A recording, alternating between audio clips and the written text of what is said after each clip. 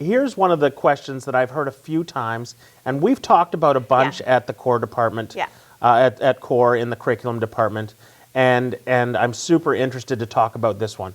Because when you look at the concentric circles, and if you were to think of it as a bullseye, many people would think that we're shooting for the center of the bullseye. Right. That when you think about aiming for something, we're shooting for the center. Yeah.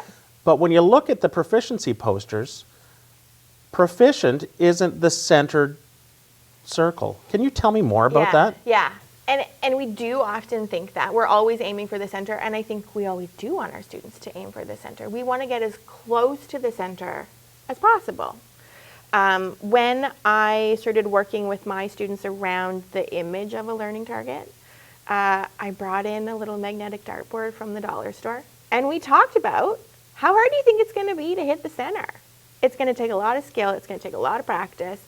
It's probably going to take an extended length of time. Is it possible? Absolutely. Is it going to be tricky? Sure. Is it still worth trying?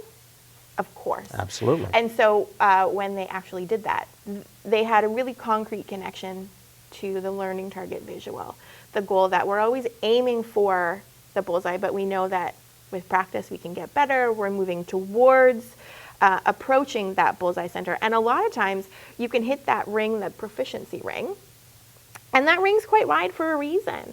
You can move through that ring, and so students will sometimes nudge themselves on the outer, the green ring or the second ring in the developing range and say, gosh, like I'm so close. I feel like I've almost made it into that proficiency ring. And my students and I would talk about feeling like that feeling of, oh my gosh, I've made it. I'm totally understanding this. I can show my understanding completely. Right. And so we just want to always remind students that how else could you show your learning, and can you take it deeper? Because when we're talking about